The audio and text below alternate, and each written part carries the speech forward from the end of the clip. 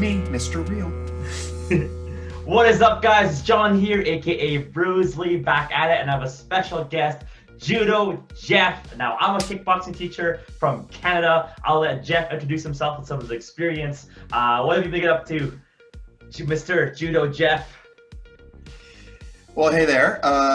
Yeah, and so hopefully I have some things that can complement, what you know as far as we go into it. But as you said, Judo Jeff, you can find me easily enough on YouTube as well as on Instagram by the same name. I am a martial artist as well. As the name gives away, I've done judo for a number of years. Recently started doing some instruction in that before this whole pandemic thing dropped. I've also done taekwondo, some karate, a little bit of kickboxing, though not nearly as much as our friend here. But I do have some striking experience, done some Brazilian jiu-jitsu as well, so some more grappling experience. So I've taken from a few different things and been doing the martial arts thing in one form or another for about 15 years. And in case anybody cares, you can pick up on the accent maybe. I'm here in America. I'm right now based in Austin, Texas, though originally from Louisiana. So Awesome. Trying to, combine some cultures here.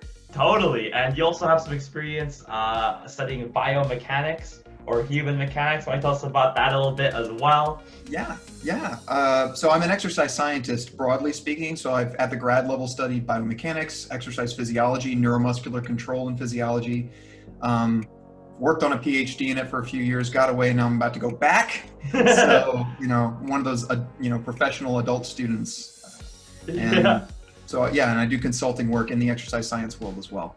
So if you guys didn't catch some of those buzzwords, basically, Jeff knows his stuff. And we're going to get into it. We'll see. We know some stuff. I promise you guys. And wherever you're watching this video from, whether it's on Jeff's channel or my own, we'll be linking each other's channels in the description. So definitely check out some of our other stuff because that would be awesome. Now let's get into what we're doing in this video. We're talking about injuries today, all right? Because injuries are super, super common, whether you're new in fitness or martial arts or been there for a while. And, you get injuries from the most random things. Like I remember one of my instructors, one of the worst times I've seen him injured while he's training me, I had to teach some of his, not teach, but I had to be demoing some of his classes for him because he threw out his back and I was like, oh, what happened? I was like, was it from the sparring we did, or was it that punch, or was it this, or was it that? Of all the things, he went to a water slide with his youngest son. He just went down, he's carrying his kid, his toddler, in his lap, and the water slide turning, and one of the turns just tweaked it. He's like, oh! And that's what took him out. It's weird, right? And you're not expecting it. You're in a situation where, I guess, when you're training, you've probably done some warm-ups, you're on guard, you're paying attention to what your body's doing. And so in some cases, even though your martial arts training session might be way more brutal, you're also more prepared and you're in that mindset, you're kind of in that headspace of paying attention to what's going on. You're playing with your kids, you're not necessarily thinking about that. It actually reminds me of one of the most common, we've all had that, injuries I've encountered from fellow martial artists and also people who do stunts and action stuff in movies, is the, you're getting up early in the morning and you bend over to put your socks and shoes on or something, or tie your shoes. And just that, when you're first getting out of bed, you're cold, you're stiff. You bend over and bing, and then you're walking funny for a few days. It's the most humbling thing to go through. I'm an elite level martial artist. Oh yeah, what did you in? Socks. Yeah, I couldn't even stand up on my own though. Yeah, it's ridiculous. A lot of us have had that moment. Yeah, so injuries, you guys, are they're common. They can be of varying degrees, and sometimes they affect you for a few days, few months. They can even be permanent. Does that mean our fitness journey is over though? Absolutely not. So Jeff and I are gonna tell you about some of the injuries that we've had to deal with. I'll go first with because yours are more serious. I'll go first with my minor ones. It's not a contest. So my shoulder, my right shoulder here in the posterior, as well as my shoulder blades, have given me problems in the past. I've worked through that. My left wrist, I once threw a punch. When I was starting to learn to punch really, really hard, I was really practicing my left hook, and I strained my left wrist. So that was out of commission for 6 months. I worked out pretty much the entire time. My right calf is always messed up. I get massaged every 2 weeks when COVID allows, and to this day, it's still messed up from all the running and mileage I put onto it. But it doesn't stop me from training. Whereas Jeff has even more serious. You can tell us. You can Yeah. do your thing. That's, you know, in the years that I've done martial arts, probably the thing I've gotten best at is getting hurt and then kind of limping along trying to recover from that. And I have a Yeah. lot of like 3/4 recovered injuries, but I didn't finish therapizing them properly, right? That should totally be a verb. But yeah, my biggest one I'm dealing with, of course, right now, you and I have talked about this, and people who check out my channel will see for the last several months, I've been tracking recovery from ACL surgery. So I almost said last year, it was actually the year before last now, the end of 2019, I tore my ACL in a judo match. And we could talk more about that. Not a match, but, you know, practice session. And then I had to wait about 10 months before the surgery. So it like completely rotted away. And so it was a Yeah. complete reconstruction. We can talk more about that later if you want. But outside of that, I've had a lot of bumps and bruises. These are off the top of my head. I didn't prep this before coming in here. But if I go, okay, literally top of the head down. I think I've had at least 3 concussions. There's a 4th one that was ambiguous. Because I didn't get Martial artists, I diagnosed. mean, that's gonna be just an occupational hazard. Oh yeah, and I'm a teacher. I'm a teacher and scientist and consultant. Like I need this stuff to work. So that kind of is a disincentive sort of thing for continuing to get banged up that way. So my striking, I changed up my training after that. But yeah, a few concussions. I've had cervical sprains. I got dropped directly on my head twice. Once in judo and then again in a hapkido practice. It's another martial art I've done, by the way, hapkido. I've separated both shoulders, again in judo, this one twice. And if you don't know what a shoulder separation is, it's an AC joint sprain, a acromioclavicular joint, so just where your clavicle, your collarbone meets the acromion process, a little bump on your shoulder blade, and just kind of stretches the ligaments. And sometimes it tears them completely. But I've recovered pretty much, yeah, from those. And then like down the line, I've cracked a rib. I've had a posterior labral tear on my left shoulder. I've torn my labrum in my left hip. I've had more like low back strains than I can count. Strains of muscles and then sprains as well. From martial arts or from socks, bro? A little bit of both. The most recent one actually was a couple years ago, and we were doing double leg takedowns. And I have long legs and a short torso, so when I'm trying to get under a person, I tend to fold, and my torso gets very horizontal, which is not good for torque on the low back. Yeah. And so had that happen, sprained my knees several times, and of course, most recently that ACL tear. I've dislocated a toe or two, dislocated a couple of fingers. I got arthritis in several fingers from all of the judo.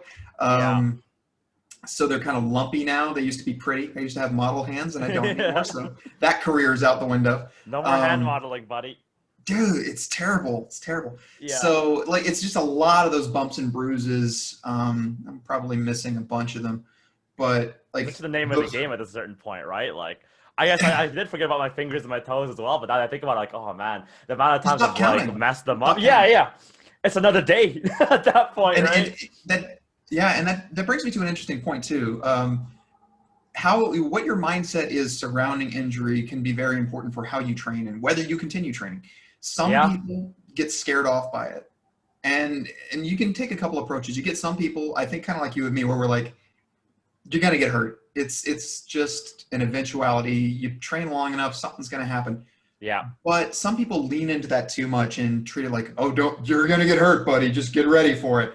And that's not necessarily the right way either, I think, because that's a little too heavy-handed, and that's going to scare people off. And I do know plenty of people who train really smartly, and if they do get hurt, it's very rare and very minor. They're better than I am at taking care of themselves. And so I think people should be aware it's maybe a probability. It's not a guarantee. But at the same time, that doesn't mean that you can't do things to reduce your chances of getting hurt. You can never prevent there's precautions per se. There's precautions you can take, but absolutely, you take precautions. And whether it's something like maybe warming up, the literature on what kinds of warm-ups may or may not lead to reduction in injury risk is a whole separate conversation.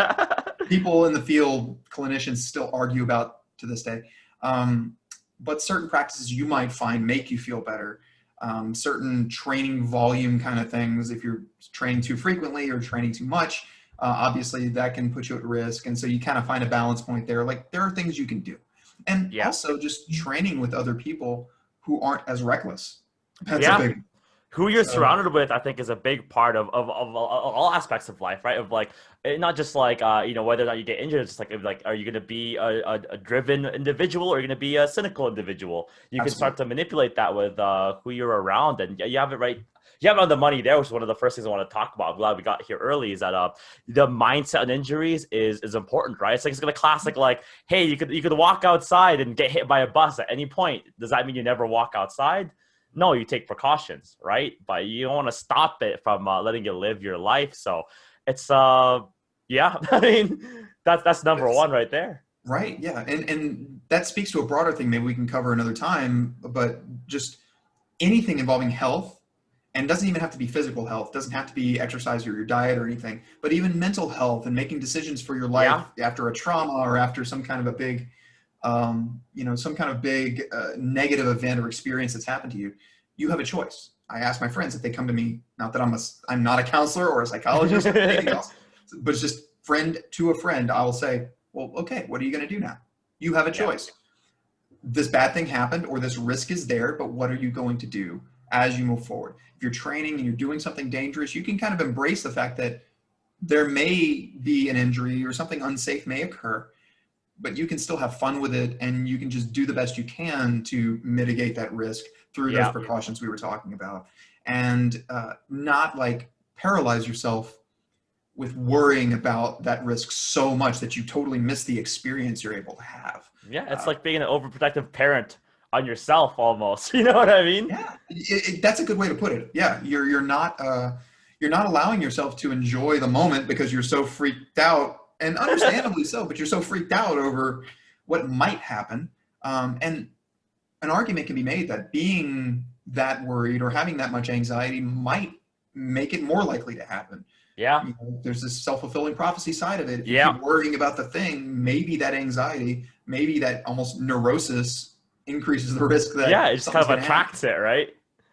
Could be. I will say from experience teaching, generally it seems, I don't have numbers for this, but it seems that being able to relax does tend to reduce the chances of getting hurt. And if you do get hurt, Yeah, it seems to reduce the severity. And it certainly increases your ability to enjoy what you're doing. yeah. So uh, outside of the rare individual who seems to get off on being super tense all the time, like there are those people, The high but octane, generally the cocaine gang. we all know that guy, right? I say guy, could be a girl. We all know Yeah, that person who is like just so intense all the time, yeah, and like that's their thing, and they enjoy that. It doesn't look like they're enjoying it because they got like the neck veins popping yeah. out They're and like, stuff, ugh. But apparently that's what they like, But for everyone like that, you got a dozen who would probably benefit from chilling out a little Yeah. bit more. You know, it's funny you say that because one of the things I've been it's on my to-do list to learn as like skill sets is like or goals just for myself personally, and something that actually Avery, who's on my channel, Avery, if you're watching this, is in a couple of my videos, Okay. he always insists that I try to learn is meditation, which I think is its own Yeah. skill set and building block to for some people is it relaxation, some people it's a life happiness, for some people it brings them more focus, or it has so many benefits, and it's not as easy just like sitting there and like zoning out. That's not what meditating is, right? I think it's inherently its own skill. Yes, just about everybody I know who does it seriously. And I used to do more because it was actually worked into my training. My first martial arts class I ever did, that first Taekwondo class I did, Yeah. that teacher was big on meditation and would cap off the classes, beginning and end of class, with a little bit of that. And I took it for granted at the time that I kind of got into the zone of being Mm. able to do that. And then I got away from it for a while, and then I tried to get back to it. Oh wow, this is tricky. Like Yeah, you don't just flick a switch. It's not like a switch in your brain. You're I like, can't anyway. Some bang, people maybe meditate. can, but Yeah, yeah, maybe some people do, but I think yeah. that's the So skill. yeah, and so and there's a lot more that can be said about that, but yeah, generally just managing your mindset, managing your stress levels and all that can be good in general, but then coming back to the subject of injuries specifically, Yeah, can pay massive dividends. Even if we're not talking about preventing or reducing the risk of injury, because again, you never really prevent them per se. it's another rant I won't go on. But, at the very least, I would say probably improve your ability to handle them when they do come along. Yeah. I think you know, that's one of the just as biggest things important. is, yeah, because that's the big question that comes up a lot. And I think one thing we were going to talk about is, okay, you got hurt. Now what do?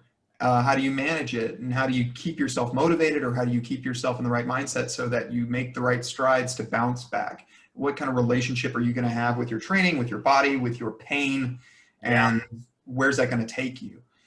It's something that people don't, I think, give enough respect to until it's kind of too late, until they're in that situation. Oh, now I'm post-op, or now I'm after this injury, I'm trying to recover, and I didn't realize just how rough this was going to be.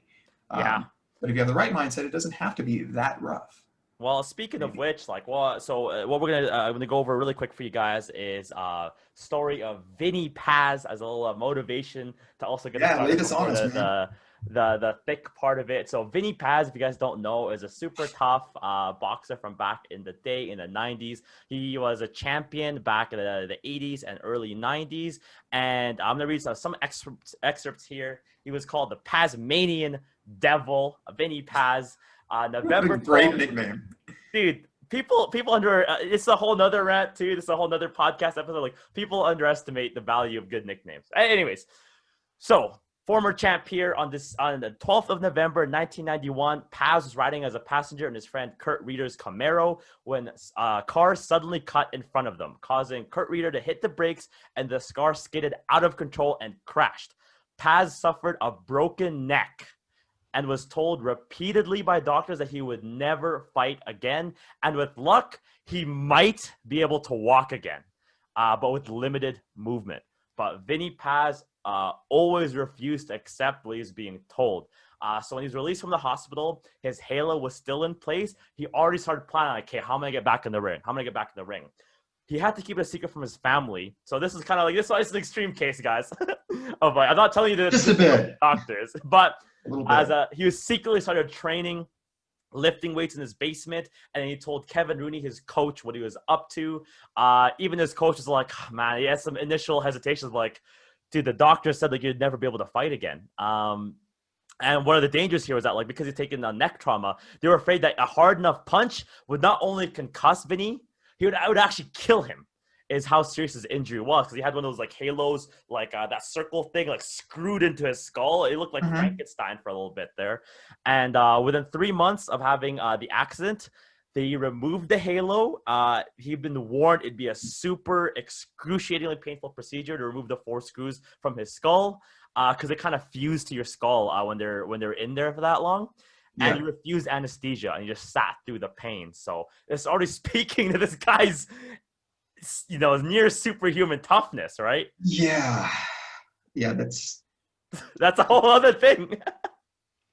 So there are layers to this. They're like little rabbit holes to go down with this. People who hear this story or watching this, or they read about the story elsewhere or whatever, need to keep in mind. If you're not familiar with the martial arts world, or any kind of, like, I don't want to say extreme sports, I'm not talking X Games necessarily, though those people certainly qualify, but any kind of sport or athletic endeavor where people are pushing themselves physically to these extreme levels, an argument can be made that there's a level of true obsession that has to come into play. And so what might be a normal way of looking at things, a normal way of prioritizing things for most of us, that's not the same normal that these people have. They have different priorities. They have different levels of tolerance for things, not just pain, but pain, inconvenience, discomfort, stress.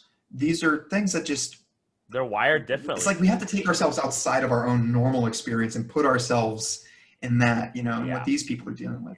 And it's just, and so with all of that being said, I would not say, hey, you have to be that tough. No, that's not what we're saying, guys. But just recognize that, and I have a disclaimer I want to make at the end of this too, for any further discussion we have. So remind me if I forget. Okay. But basically, you have you just have to understand that sometimes people are they're gonna decide they want to do something, and it's not gonna be what you would think is the sensible thing. Yeah. And it's not going to be like on paper statistically, it's not the safe thing to do. It is not like they are taking some extreme risks. They have made that choice. Yeah.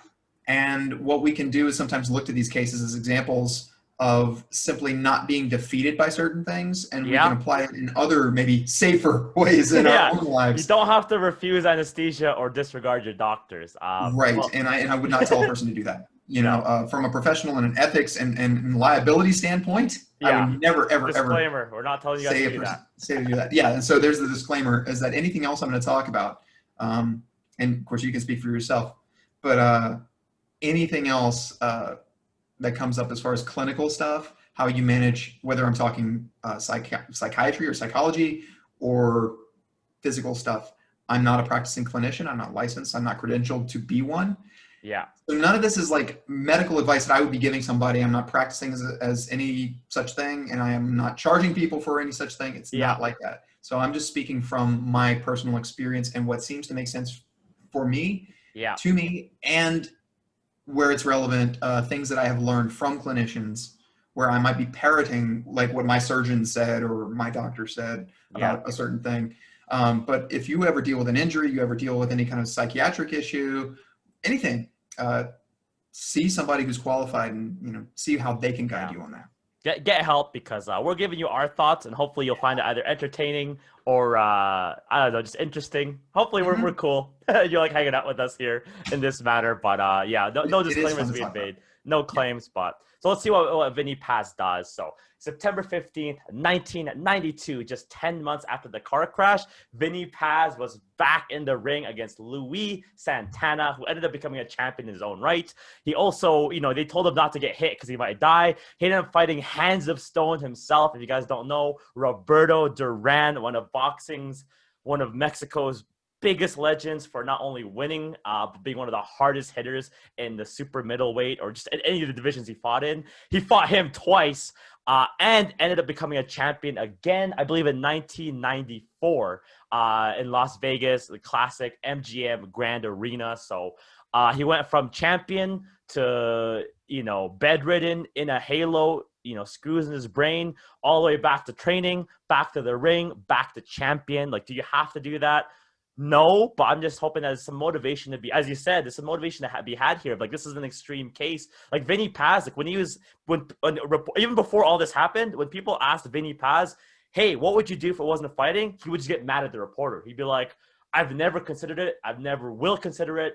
A boxer is all I am. It's who I am. It's all I will ever be. So when you see a guy like that being told, hey, you can't fight, this is what happens when you make that conscious choice.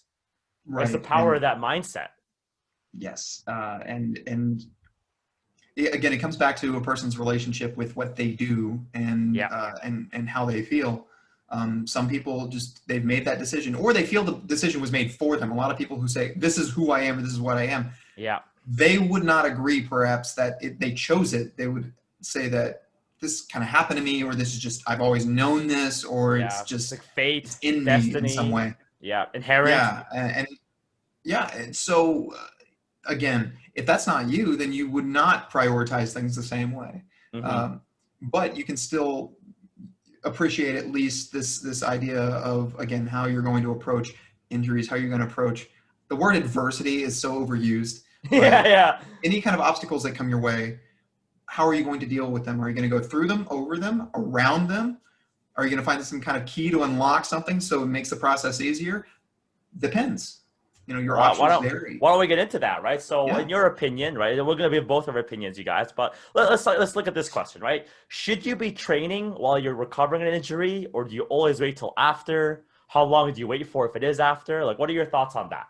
Yeah.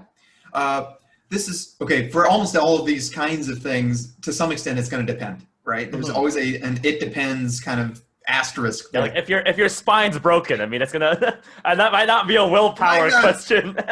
Though I've met paraplegic judo players, and I mean, one of the craziest throws I think I ever took was from a blind guy. So anyway, another conversation. Yeah, but it's like Daredevil, right? right? Anyways, So yeah. yes, you can train. How much? There's a sliding scale for it. So the more recovered you are, generally speaking, the more intense you can be, the closer you can get to approximating the intensity you had maybe before the injury. Depending on the nature of the injury, you might never be able to accommodate certain tasks the same way. Like I've had my ACL reconstructed. I'm about 4.5 months, between 4.5 and 5 months post-op now. I'm starting to slowly be able to pivot on it. I may never be able to whip around on this foot the way I used to. I don't know yet. But it doesn't mean I won't be able to do Taekwondo. It doesn't mean I won't be able to do Judo. It doesn't mean I won't still be quote unquote good. I just might have to become good in a different way, kind of make a lateral move. Yeah. When you're recovering from injury, that's one of the things that you start figuring out is what your body can accommodate. And of course, this is a dialogue and kind of a dance, a collaboration between you and your clinical team, depending on if you have more than one person, but whoever is managing your care as you recover. Hopefully you have access to someone. Not everybody does, but if you do, then you want to be in contact with them and be open about that. And you kind of just and look at that spectrum, right? Look at that that benefit to cost analysis, right? Of like, okay, like if I train more, will that make my injury take longer to recover, or will it not affect it? Or can I go harder, right? Like there's a bunch of different like sliders here. It's like 8 dim switches that you're kind of playing around with, right? Great way to put it. Yeah, and so it's for you to figure out. It's very rare, in my experience, it's been very rare that I've seen a case where a person's recovering from injury and they have to wait until they're 100% recovered, which isn't even really a thing. Because it's where do you draw the line, right? Because it might be years before you're really 100% back, but you might be 90% recovered in your first 6 months. And so how do you, where do you put that line? But I've seen very few cases where a person can't do something as they recover. And more now compared to say what physical therapy or physiotherapy, depending on whether you're Canadian or not. USA, Canada collaboration. So. But it used to be, I think, a lot more conservative in many cases where they would say, no, stay away from this for X number of weeks or X number of months before you touch it. And then we have these kind of staged out recovery phases. Whereas now there are a lot of clinicians who are a little bit more, not relaxed, that's not quite the right word, but they're more understanding and they recognize it's more fluid and there's some give, and depending on that person, they may hit a certain milestone 3 weeks after their operation or after their injury, and another person takes 2 months. And so they just kind of monitor and they adjust as that goes. For my case, as I'm recovering and going back into judo, I'm not back on the mats yet. Of course, the pandemic is kind of putting a damper on it anyway. But I have started doing light drills at home, like sweeping drills and little pivots and squats and little setups for throws. And I'm doing light kicks and all. And I've told my physical therapist this, and she's okay with it, within reason. So even though my official return to sport normally wouldn't start, like the prep wouldn't normally start until maybe 6 months, and the full return might not be until 9 months, at about 4 months, I'm already doing some kind of light drilling. So this is why it's hard to say, it's cut off. You don't do anything until this date. Well, no, it's just you add layers as you can tolerate it. And that's not black and white, right? It can't be. Right. And what it looks like will depend on you as an individual, your genetics, your body, the shape that you were in at the time of the injury or the time of the surgery or whatever. The specific sport or activity you're looking at going back into, how risky that sport or activity is. Running will have a certain kind of stress. Judo will have a different kind of stress. If you're doing badminton or you're swimming or whatever it is, if you're a bobsledder, like these things will have certain kinds of stresses, and you have to figure that out and work that out with, if you have a coach, your clinical or care team, all of these people have some, they weigh in on that. And then of course you also have to figure out how you physically feel. Do you feel safe going back into it? Or are you still feeling too hurt, too unstable? That's because bodies are just so complicated, right? Like I said this on one of our earlier chats of like, I see the human body as it's not just like a set of gears. It's more like an ocean, right? When you think about your blood and your gut and everything like that, like there's so many things that happen with an injury, right? Like hormones, nutrients. A lot of things get like thrown off when you're like trying to recover. If you have a broken bone, for example, if you just recovered from a surgery, right? Your blood looks different. Like there's so many things that happens inside the body, and then you factor in now the exterior factors of like, okay, like, is there a pandemic going on? Like, can you even go to the gym? Or like, if you play badminton, like, yeah, and you have a wrist injury on your right hand and you're right-handed and you play badminton, that's to be severely different than compared to if you're a kickboxer, because maybe you can just throw left punches, right? Like, there's so many exterior factors, so many interior factors. They're all coming into play simultaneously when you find the spectrum of like, okay, like, what can I do? What should I do when I'm recovering? Yeah. And again, this is just for me. I don't know if others can parrot this kind of experience, but I've noticed that most of the time, and at least in the context of martial arts, which often have a theme of being adaptable anyway, and that's true. Responding in a fluid and kind of thinking on your feet, flexible manner to some kind of an aggressor or some kind of a challenge that's thrown at you. So maybe more so than certain other sports, so I can't speak to those. But at least in my experience with martial arts, I've noticed that with most of my injuries, I've benefited in the long run in certain ways from them. So if I was trying to out-athlete the other people and maybe I wasn't paying quite as much attention to certain aspects of my technique, once I got hurt, I had to slow down to accommodate the injury. That's true. And it gave me an opportunity maybe to start paying attention to things that I was too distracted to pay attention to before. Yeah, and so because it never came up. Yeah. Oh, look, I'm hurt anyway. I got to slow down anyway. I might as well drill this thing that I haven't drilled in a few years. Or I might as well try this other move that I used to hate, but it hurts less to do this than what I used to. Yeah. That's like MJ finding out that he's like, you know what? I'm a pretty consistent 3-point. Like, I could have been doing this longer. Yeah, and so so my advice, completely unsolicited, to anybody who's going through an injury recovery in anything is look for opportunities. See, what can I do safely? What can I accommodate with my level of physical ability right now? And maybe there's something I can do that I wasn't doing before. Yeah, and expand it, right? Yeah. It's so, and that kind of comes back to the mindset thing too, not being defeated by the injury or not feeling like, oh, I'm just broken now, but rather going, all right, the circumstances have changed. Let's treat this like a problem to solve. Yeah. Like, how do you change with it? Right. And I promise, at least as a martial artist, it makes you a better martial artist. Yeah. In terms of your ability, even if your physical ability doesn't 100% recover ever, your knowledge of what you do improves through that process. It's forcing you to kind of use different mental muscles and to do different, just to approach things from another angle. And if your goal is to be a long-term martial artist or a long-term practitioner of your sport, you will probably gain some insights about your sport you would not have gained had you not slowed down to do those things. Yeah. And that gives you, I think, a deeper, more three-dimensional understanding of your discipline, which is not a bad thing at all. And it makes you a better teacher, makes you a better, I think, advocate in many cases for whatever your sport or activity is. I like your theme on adaptability there, because it's like that classic Bruce Lee interview. Right? Like, be like water, my friend. Formless. Yeah, exactly, that one. He's like, you put water in a bottle, it becomes the bottle. Put water in a cup, it becomes the cup. Teapot, it becomes the teapot. It's like a river. It can flow, it can crash, and I like that a lot, because there's a lot of things that we can, we could unpack here if we wanted to. Like, for example, a really prominent example that I can think of is Georges St-Pierre, when he blew out his ACL. When he came back, he actually said, like, you know what? I'm almost better now because of the injury, because I didn't realize, like, before, like, my explosiveness from karate was so good and my technique was good, but I didn't realize, like, now that I've been, like, doing a lot more leg presses and strengthening my legs, instead of just out techniquing them, I can also overpower them if I mess up my technique, or vice versa. Yeah. Right? And he's like, I never worked on my legs as much as I did until after the injury, when I had to. It forced me.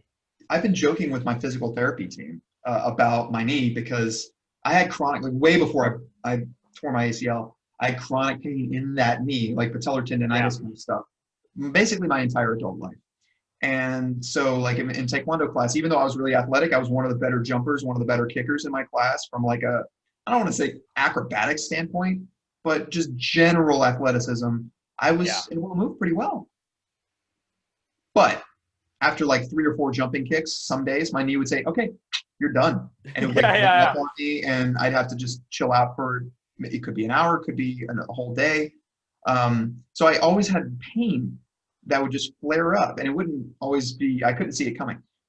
Well, I joked with my PT and the team about that, and I was like, wouldn't it be funny if in the long run, in the recovery from this thing, I spend so much time kind of grooving out new mechanics or rediscovering how to move or how to control certain things that we figure out, or directly or indirectly, we kind of sort out what this problem was, and that pain doesn't plague me in the future like it did before. And so while it sucks and it's a long journey to recover from the surgery, eventually I might be better and might have a better knee than I had before the tear. Yeah. So I don't know if that's going to be the case, but it's a thing that I've been thinking about, and I hope so for your sake. It does happen. Well, thank you, and I hope to be able to upload more mediocre kicking videos to my channel one of these days. Yeah, exactly.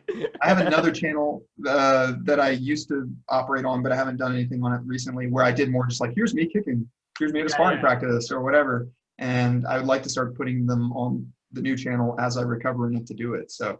Yeah, you never know. Cool. We'll see. We never know. Like GSP is like a prime example there of like, hey, I did not, until I had to think about it, I never did, and now that I am, I'm the better for it. Like, you never know. And but then the other thing here is that like the thing of for me, the danger of waiting too long is that some injuries like never fully go away, in my opinion. You know what I mean? So it's like you might be waiting forever, and which is it's worse for your health. So let's say, like, for example, let's say you blew out, you had an elbow sprain, and you're like, okay, I gotta take it easy. Like, if you take it easy for like a month, an easy way into it, maybe in 2-3 months, you've maintained some of your strength, some of your fitness, and you can get back on the path even at 100%. Maybe it's only 90%, like you said.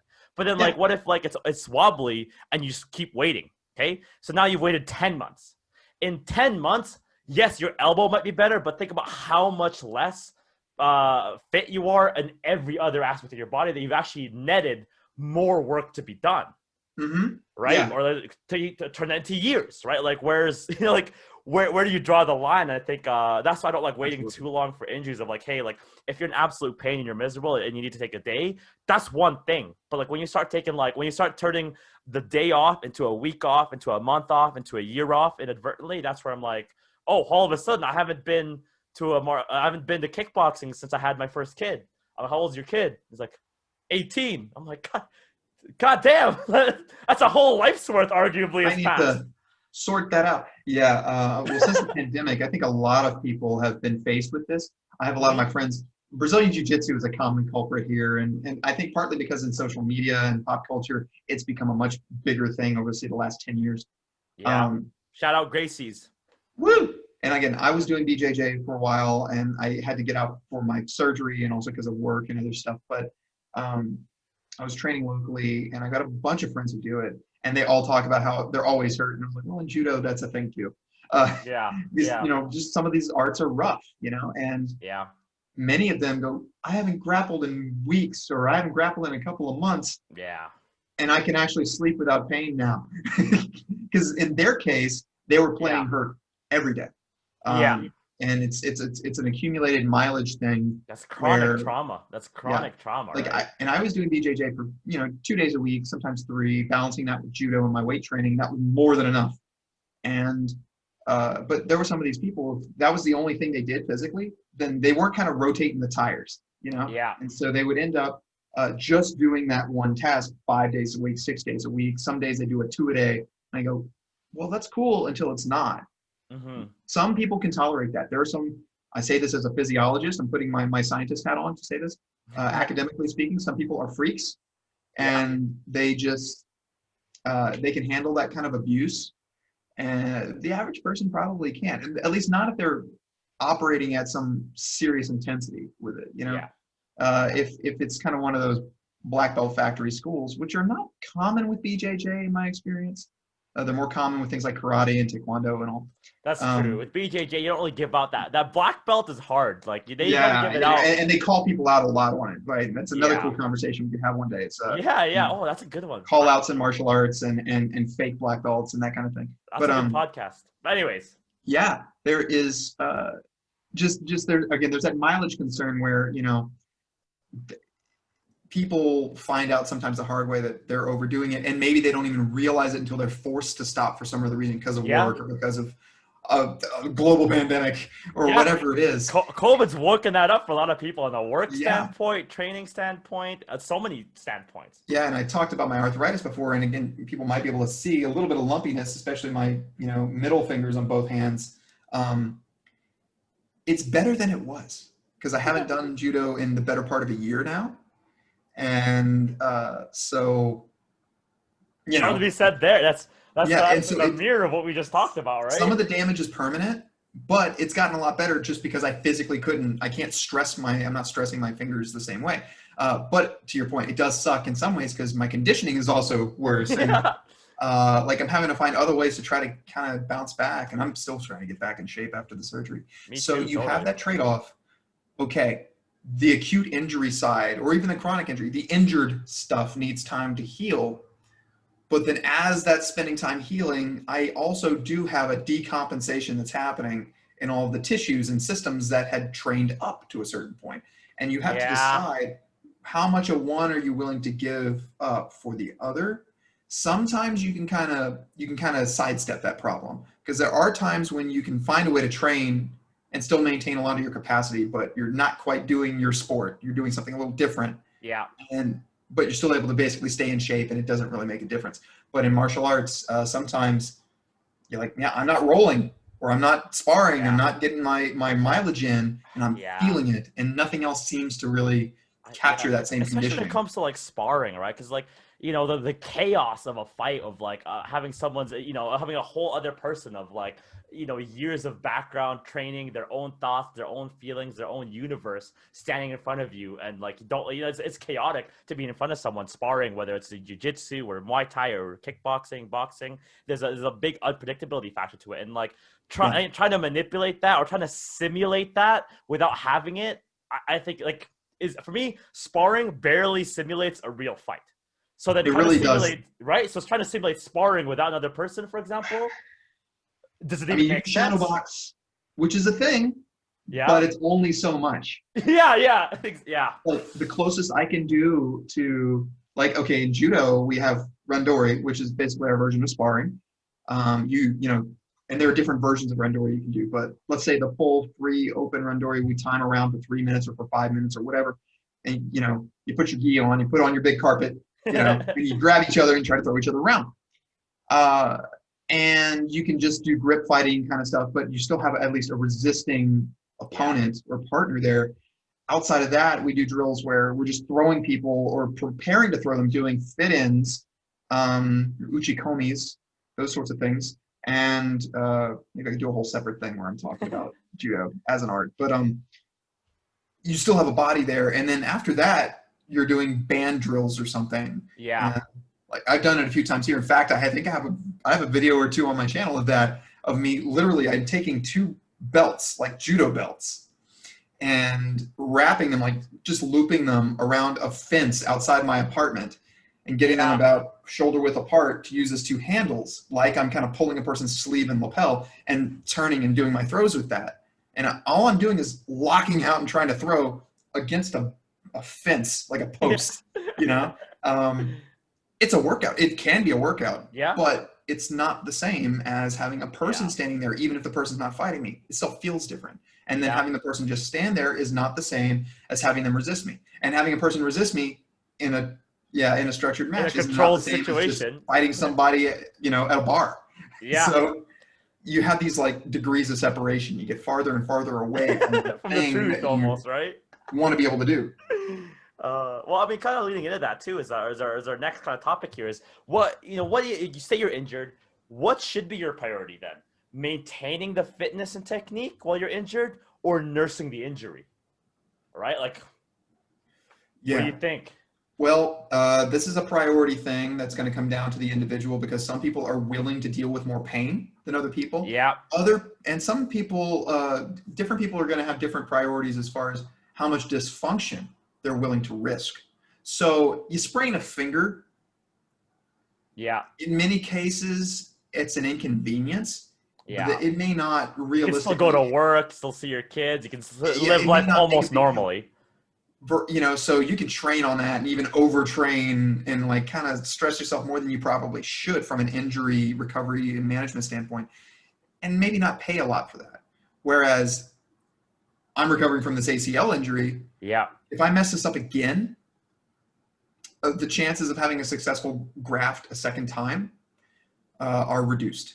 Yeah. So I have to think about the chances of that. And I want to be able to jump and roll and spin and pivot and do these things and load it and like actually put a grown man on my shoulder and flip them over.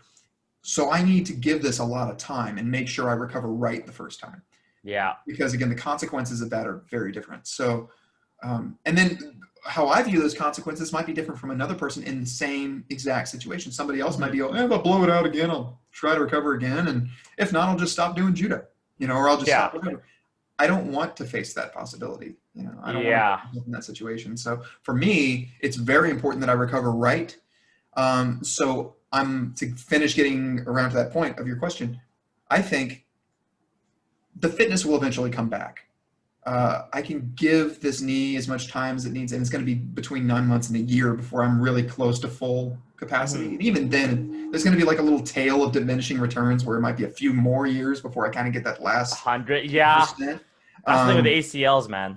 And you just have to respect it. And if you do, the outcomes are good. The numbers are good. The research shows that people tend to have good outcomes if they're not stupid with their recovery. And I don't mean that to insult anybody, but I just mean like don't do dumb things. Don't go trying to don't learn parkour on an ACL injury, friends. Don't point to that one athlete, that one super athlete who 4 months post-op went back in and competed and managed to do it okay, and they didn't get torn out, because that person's an outlier. Yes, there are examples of these people, but you shouldn't look to those extreme examples, high-risk examples, as like, oh, I'm going to be like that. You don't know that. I do know for me, I can withstand certain kinds of bumps and bruises better than the average person. Certain things, but there are other things that like take me out of commission, and I know I'm not that durable. Like fair enough. With my knee. Yeah, so getting kind of rambly at this point, but yeah, it's I'm willing to let it slide for this kind of injury for myself. My conditioning, I'll eventually get that back. But what I won't necessarily get back is the joint integrity if I mess this up further. Yeah. So it looks like our answers here are kind of circling around the same thing of which I wasn't planning on talking about, but it's kind of how we've ended up is the answer to all these questions, because they are like, they're not black and white, they are on a spectrum, and there's a lot of factors, they're different for each person. And it seems like the main answer is self-awareness, really, right? That's what it really comes down to. Like, you gotta become the expert of your own body. You know what I mean? So you gotta know, like, what can you handle? What should you like? You from others, you can learn what you should be able to handle. You know, you can make comparisons. Like, you know, they can give you advice of like, hey, like of 100,000 people have an ACL injury, they couldn't do this. Like, you can get some of that details, but what you can do, a lot of it's gonna be up to you. And that's gonna be a lot of conversations with yourself. Maybe not literally talking to the mirror, but like, you know, in your head or in subconsciously, in your dreams, in your meditation, fuck it, like whatever it is, you gotta start to decide of like, okay, like for me, when I was going through that wrist injury, I was like, oh man, I can't really block on this side, my left side, which was a big hurdle.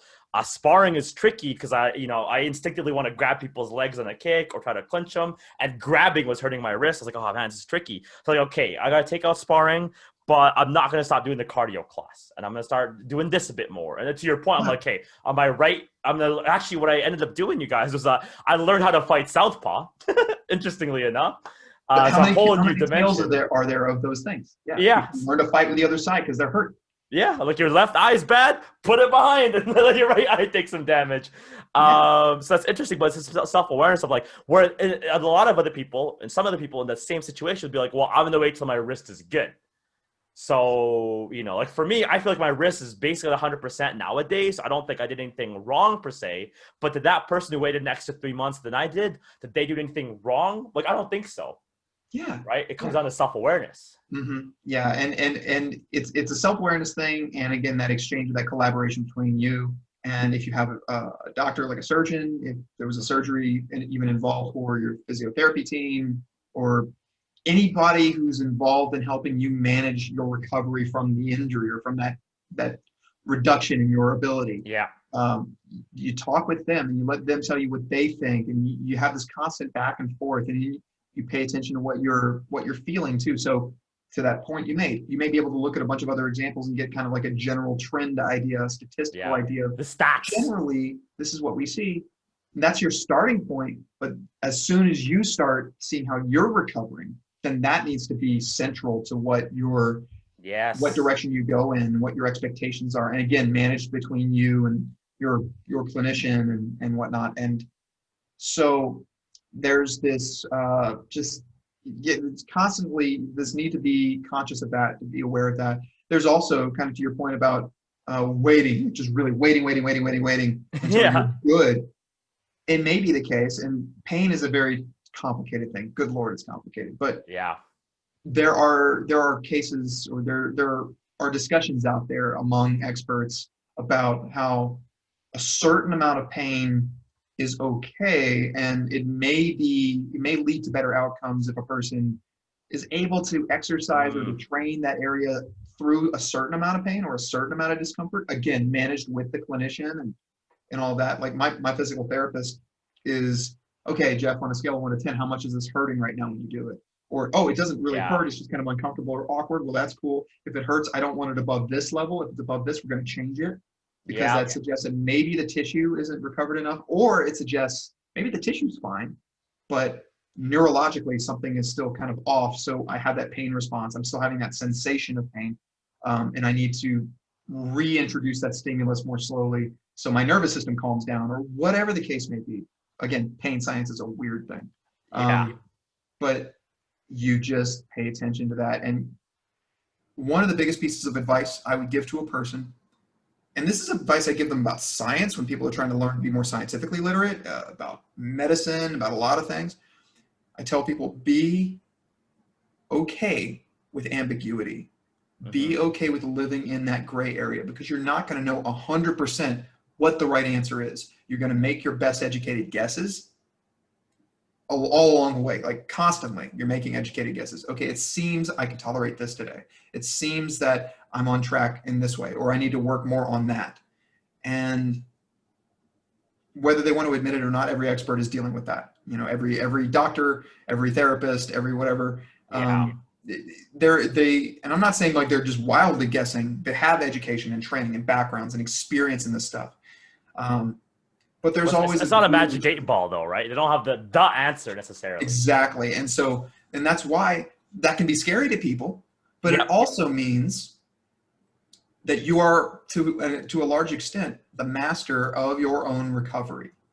You are in charge of a lot of this. You are a participant in this process. And so if you can recognize that you have some influence over this to some extent, you can pay attention and go, oh, wait, I picked up on this. I noticed this about how I'm feeling. Or, you know what, I can't do this, but maybe I can figure out a way to do that. I think it's a better mindset to have. And so again, it comes back to that thing I said earlier about solving problems. Think of it as a problem, or a series of little problems to solve, or a series of little challenges to work through, as opposed to this monumental thing. Oh, I was fine before and now I'm broken. That's not going to help. That's daunting as hell. Yeah, it is. So, you know, you make it into these smaller little, like, okay, what can we figure out today? What can we make it more manageable on today? It's just making it manageable. And this is like task management 101, right? Staying organized. Yeah, you can extend it to so many other things. So working on home projects or job stuff or school if you're studying, like break it up into things and have the right mindset about how you're approaching the task. And it becomes much more, I don't want to say painless, much less painful to deal with, much less stressful. I really like your little comment there on pain. And that might be actually another episode as well for us of like, what is pain? Because like, I remember like, it's crazy of like, for example, if I ask you, so like, there's so many things to be said here. Because like, if I ask you like, Jeff, on a scale of 1 to 10, how much does this hurt, right? And your 4 might not be my 4. And then when you tell when I tell the person that's helping you recover, my 4 and your 4 isn't his 4.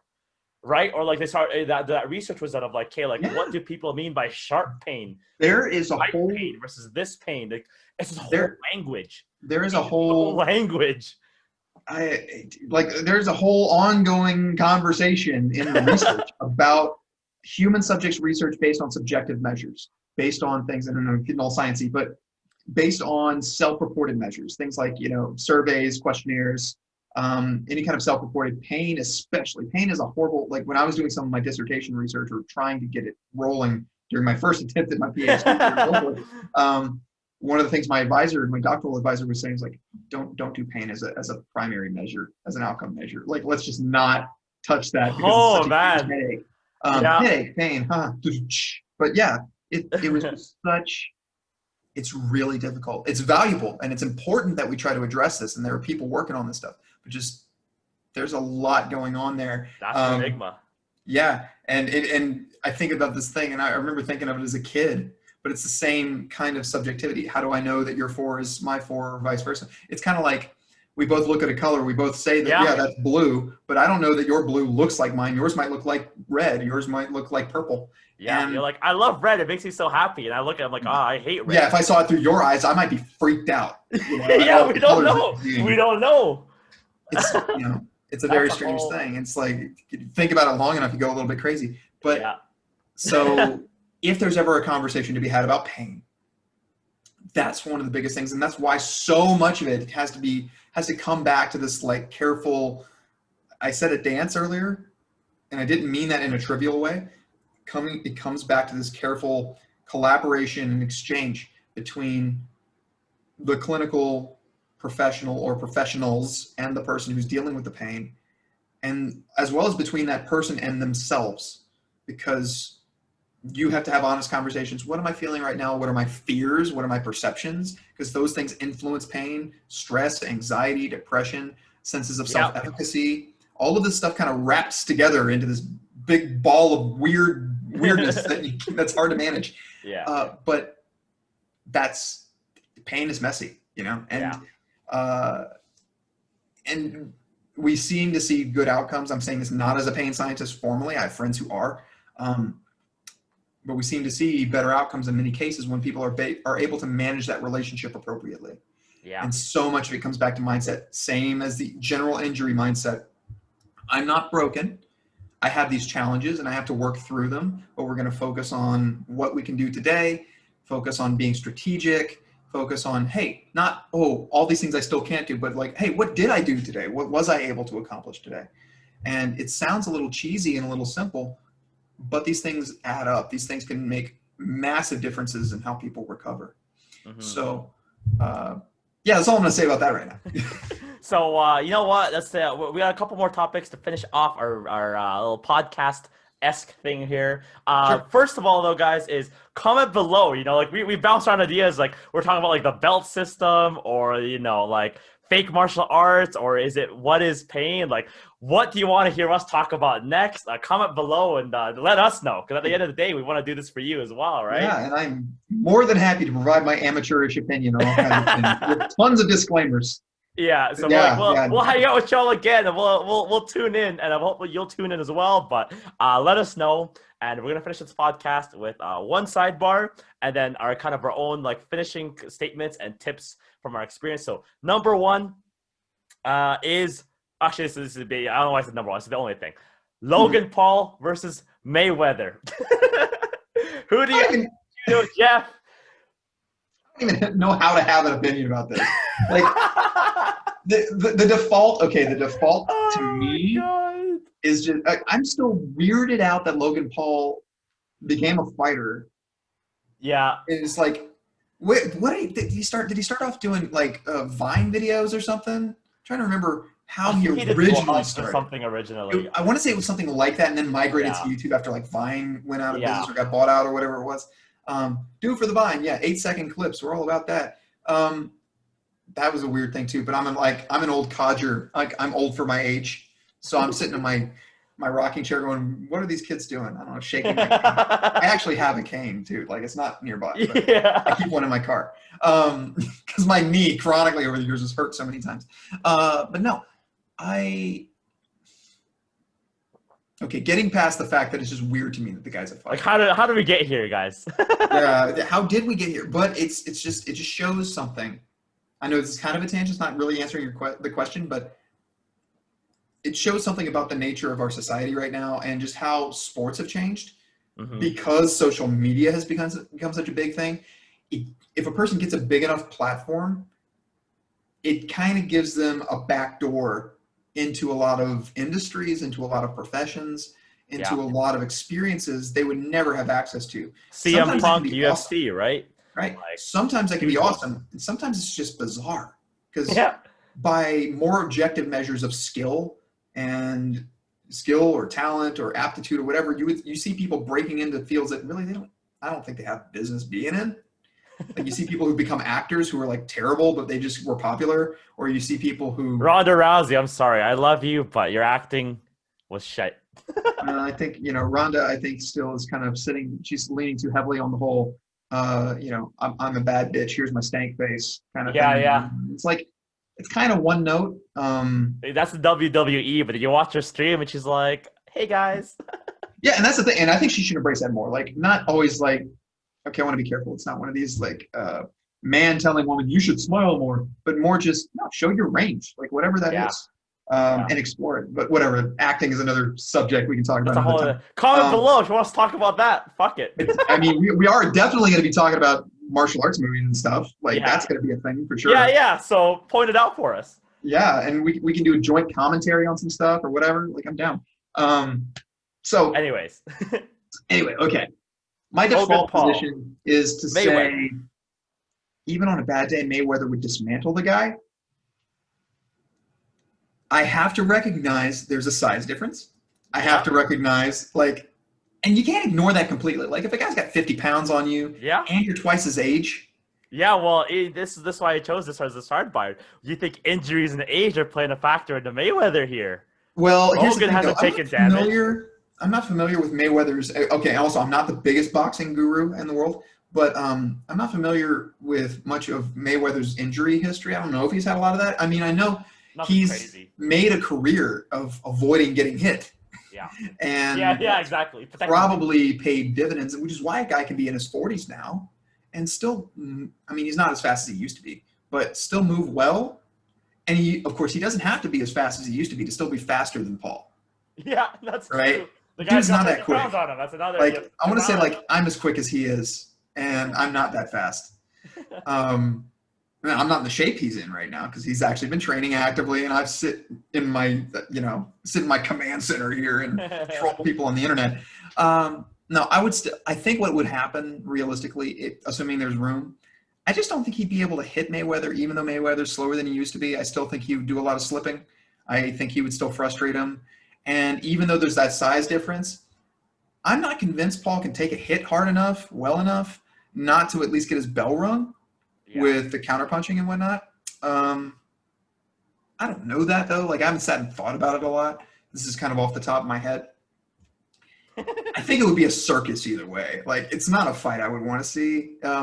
Okay, I was much more interested in seeing what happened recently. Was it November, the Thanksgiving-ish fight or whatever, when Tyson and Roy Jones fought. Roy Jones Jr. Yeah, that was entertaining. Two legends, yeah. There were still issues with that fight, and we can talk about that if you want. But but that was like, to me, that was much more interesting. At least it's like, okay, these are two guys I enjoy. I don't give a damn about either of the Pauls. You know. They're both clowns as far as I'm concerned. I'm not saying like they can't throw a punch at all, but what I'm saying is like, why are they relevant? You know, why? There are so many better boxers out there. There's so many better fighters out there. So many, can I say better people out there? Like, it's just, there's an obnoxiousness about that whole thing. Our last disclaimer of the day. Yeah, like, and I'm not saying like, oh, they're horribly immoral and they should be canceled. No, but I'm just saying like, I've never understood the fascination. That's the best. I know you can see like me straining here to like even figure out how I feel. Clickbait thumbnail. I broke Judo Jeff. Bring up the Paul brothers. That's all it is. You know, I'll watch watch this video take off, and then they find out who I am, and they call me out. Dude, I called Logan in my Logan Paul breakdown. I called him out. I was like, "Yo, bro, if ever you see this Logan Paul and you allow me to kick, I'll fight you in the ring any day." If he's only boxing, I don't know. He is like, for me, I have to acknowledge the size as well. Once I'm healed, hell, I'll say this. Once I'm healed, he can come do some judo with me. Yeah, dude, I would love that. We can even maybe go no-gi. You know, so we'll just do it like in t-shirt and pants I or actually prefer whatever. that because I'd maybe do like MMA training. It's like all Yeah, the jujitsu I learn on the side is like it's only no gi because that's how yeah, it's and that makes Gracie sense. style how I prefer because if I ever want to Yeah, transition MMA or like some of the things with like how you manipulate people's like limbs and necks, I actually can transfer to Muay Thai in a no gi kind of like. But anyways, that's a whole other thing. yeah, I got Mayweather winning, but Logan Paul, if yeah, you win, I'm gonna put money on you because the odds will be like 100 to 1. So I'm putting yeah. ten It's dollars just in like, case you give me 1,000. So yeah, do it up, buddy. Judo yeah. Jeff and the Bruise Lee will fight you as well. So Absolutely. I'll let you do the fighting. I'll sit in the back and just do like katas. yeah. Just film, bro. I've been trying to rehab with some of that, you know. Oh no, you can commentate. Be like, all right, we got Logan Paul here being an idiot. Oh man. Oh, I love being an internet nobody talking trash. It's a wonderful Uh, thing. dude, Logan Paul, please watch this. Please pay for my flight to go to wherever you are. This I'll would be do so it for the entertaining. exposure. So I know I'm not entertaining. Mayweather, but come on. Yeah. Okay. So like yeah, honestly, I'm with you though. Like I don't see how Mayweather wouldn't dance around and people say, oh, he's whatever. You got to think about who you're comparing. Like there are big time professional boxers who now, because they're in their prime and Mayweather no longer is, would give him a lot of trouble or even maybe beat him. Yeah. I think that's not a controversial thing to say. But to put somebody like, you know, put either of the Pauls, like I said, you know, like to take a guy like that and try to say, no, it doesn't matter. Like that's, to me, the skill gulf is still so wide. It's Yeah. such a different league. Actually, here's a good metaphor that I think you might like. Because I was talking to, I was listening to a podcast the other day, and you saying, Mhm. you think about like the person who you just learned what the chess rules are. You Yeah. compare him to someone who's a 1200 elo, which is very average. Like most people who have maybe played in high school or junior high, you're looking at 400 to 800 elo is how the rating system works. Okay, so if you look at someone who's like a 100 elo, like the rules and nothing else, they will lose 100 times in a row to someone who's a 1200 elo. Yeah. And someone who's 1200 elo will lose 100 times in a row against someone who's a grandmaster, which is usually 2400 elo. So Yeah. when you look at the layman to the grandmaster, that's exponential. If you look at that, that's already exponential, like 10,000 times better than So you. you see, yeah, and so you get these people with these big inflated egos who, Yeah. like, they're basically, they're like barely a journeyman. You know, Yeah. they've just started kind of tiptoeing into this realm. They're, you know, but they see that grandmaster, but because that grandmaster is like not quite at their prime anymore, They're like, they I think, can, oh yeah, I can beat him. It's like okay, there's the puncher's chance, right? There is. Yeah, of course. Technically, you could throw. It can happen. You never know. Good You luck. never know. That's why I'm betting $10 on Logan Paul. Yeah. Let's say me, like, when my knee's completely healed, am I great? No, I'm not a great judo player.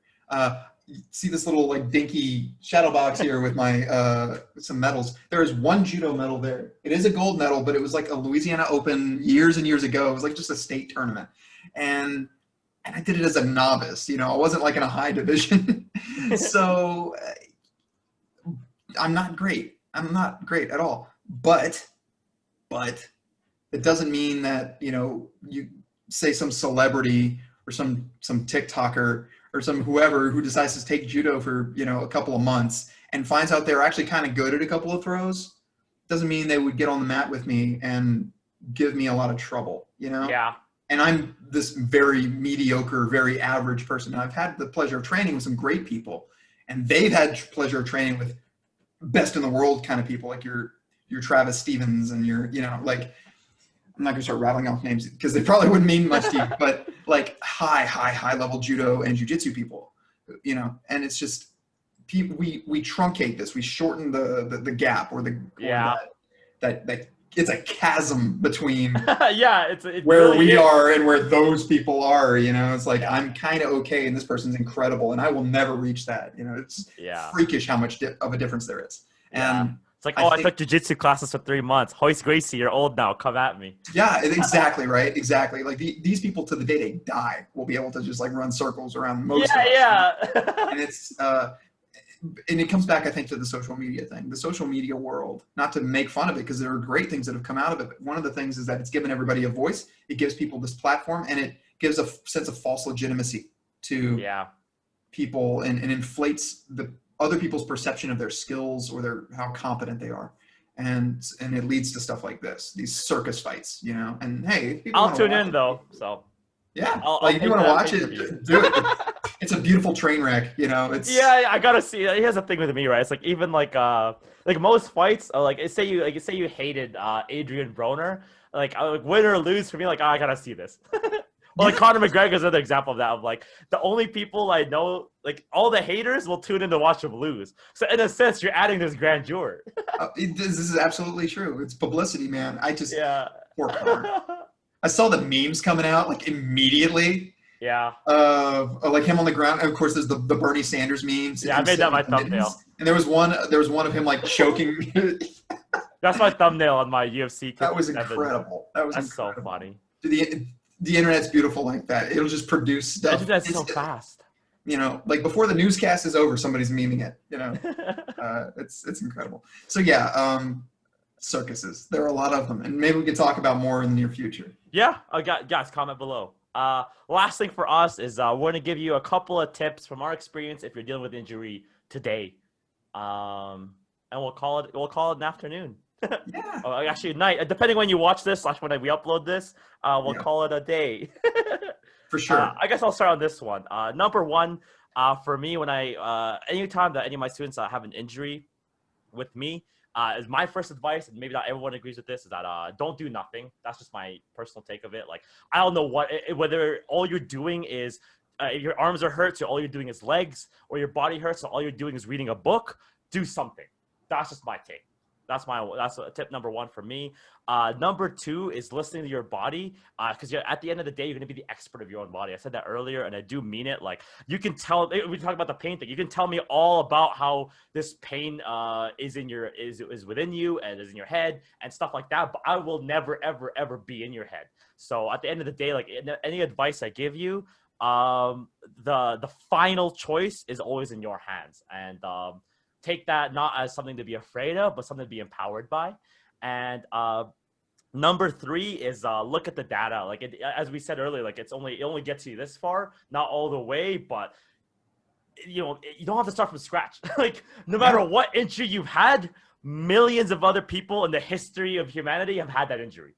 So see what they did. Yeah. Those are my like last little tidbits of advice. All right. See, and you're making it harder for me because you already did a few. That's why I went Now I first. got to come up with new ones. You can repeat mine. It's okay. It doesn't matter. All right. No, I'm not going to do that. Number one, I'm just going to pause for an awkwardly long period of time. I took the good one. The first one, this is a serious one. Realize that you're not broken. Yeah. You have to remind yourself of this. You're still alive. Right? You can still do things. Now, how hard that journey is going to be depends. Can't predict it. Depends on you, depends on the injury, depends on a lot of circumstances, a lot of different variables. But don't think of yourself as broken. Don't think of yourself as a failure. Don't think of yourself as being less than or being inadequate or any of those kinds of things that our minds can do. Remind yourself every day that that's not the case. So that's number one. Number two, which kind of relates to this. Yeah, Jeff is getting all sappy now. But seriously, number two is you're going to have maybe a long journey, right? Well, those days, weeks, months, even years are going to pass regardless. That time is going to pass. So you have a choice. You can sit, feel sorry for yourself. You can sit and feel bad. This kind of relates to your point about not doing nothing. Just try to be productive. And sometimes, this is another thing. Sometimes it's about focusing on the physical. I can do certain therapy or workouts or rehab today, certain training or conditioning. Sometimes it's not, and sometimes it's more the personal, the mental, the psychological, the spiritual. Maybe the good thing that you do today as you recover is spending time with your family or reading a good book or going to have a new experience that you haven't had, going traveling somewhere when there's not a pandemic on. And doing something that's just in some way good for you. Because again, it feeds back into that first point, reminding yourself that you're valuable, that you're worth it, that you're good enough, that you're not messed up and you're not like ruined because of this injury that you've had. So I'm kind of mixing my points there. But again, that second one is that time is going to pass anyway. So just see what you can do with each day. And kind of relating to that, they all kind of dovetail together, is try to focus on exploring what you can do and focusing on what you were able to accomplish and not focusing on all what you can't do. So I was able to, or I had the opportunity to do X today. I got to lift today. When as an example, with my knee, I'm not jumping around in the gym yet, not really, but I'm lifting, and I recently was able to do so without my brace on. So still doing machine work and all, but doing it just like in shorts normally, just being able to do it. And I said, hey, it's not that I could have compared to the weight I used to move and felt bad about myself, but it's better than I was moving right after the injury. It's better than I was moving a month ago. And again, it's just, hey, I've regained some of this. I've made progress on this, and you just have to stay in that mindset. And there are a million other things, but I think those are a few that can maybe be helpful. So much of it just comes back to reminding yourself of your self-worth, reminding yourself that you're doing all right and you can continue doing all right.